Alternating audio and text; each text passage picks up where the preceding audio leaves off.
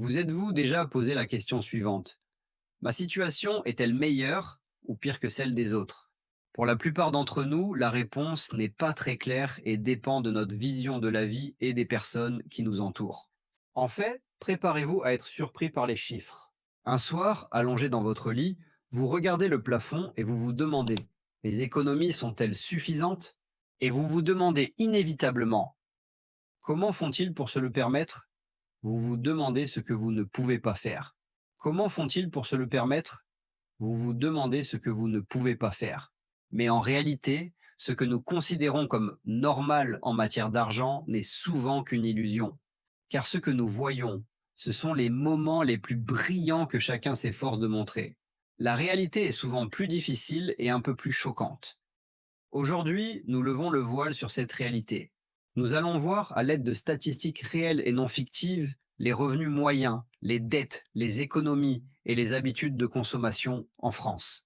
Pas la vitrine Instagram, mais la vie financière quotidienne de millions de personnes à Paris, Lyon, Marseille. Et n'oubliez pas, ce n'est pas seulement une question de curiosité, c'est essentiel à comprendre. Car si vous savez où vous en êtes, vous pouvez mieux choisir où vous voulez aller. Revenu. Toute histoire financière commence par le revenu. Selon les données de l'INSEE, Institut national de la statistique et des études économiques, le revenu mensuel net moyen est d'environ 2 500 euros. Cela correspond à un revenu annuel net de 30 000 euros. Mais il ne s'agit là que du revenu individuel.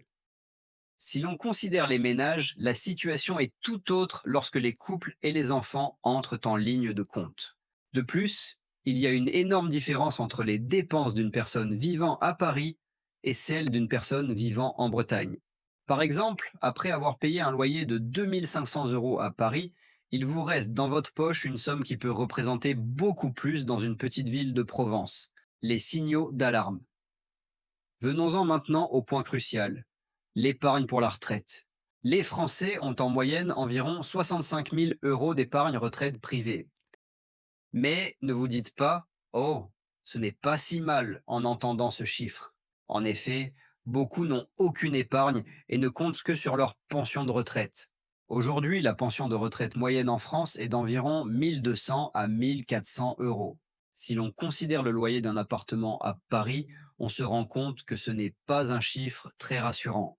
Et si l'on tient compte d'une retraite qui peut durer 20 à 25 ans, la gravité de la situation apparaît encore plus clairement. Panier français.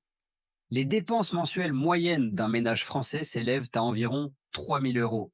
Environ 30 à 35% de cette somme est consacrée au logement, loyer, électricité, gaz, taxes foncières, charges d'immeuble, 20% à l'alimentation, courses, restaurants, boulangerie et 15% au transport, frais de voiture ou billets SNCF. Et bien sûr, la vie ne se limite pas aux factures. L'éducation des enfants, les besoins en matière de santé, les vacances et parfois même les petits plaisirs comme une bouteille de vin de Bordeaux font également partie du tableau. En bref, le revenu moyen et les dépenses moyennes sont assez proches l'un de l'autre.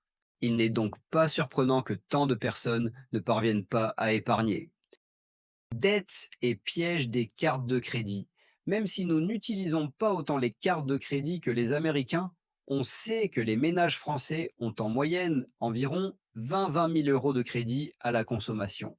Une grande partie de cette dette n'est pas consacrée à l'achat d'une maison, mais à l'achat d'une voiture, de meubles ou à des dépenses à court terme. Et le vrai problème est le suivant. Les taux d'intérêt appliqués par les banques sur les crédits à la consommation peuvent atteindre 15%. Ainsi, une partie importante de l'argent que vous versez à la banque ne vous fait en réalité jamais avancer. Fortune. En France, la fortune moyenne des ménages est d'environ 120 000 euros. La majeure partie de cette fortune est constituée de biens immobiliers. Mais lorsque l'on divise ce chiffre par tranche d'âge, on constate que les jeunes, moins de 35 ans, ne possèdent en moyenne que 15 000 à 20 000 euros. Autrement dit, la plupart d'entre eux commencent leur vie avec des dettes. Toutes ces statistiques montrent que ce qui est normal n'est en réalité pas suffisant pour la majorité. Avec une épargne moyenne, la retraite rime avec pauvreté. Une dette moyenne signifie quant à elle payer des intérêts bancaires pendant des années. Mais le bon côté des choses, c'est qu'il n'est pas aussi difficile que cela de dépasser la moyenne. En épargnant 10 à 15% au lieu de 6%, vous devancerez la majorité. En évitant les cartes de crédit ou les crédits à la consommation, vous vous assurez une base beaucoup plus solide. Si vous investissez régulièrement, la différence se creusera considérablement en 20 à 30 ans. La richesse n'est pas une loterie, mais le résultat de petites décisions, de discipline et de patience.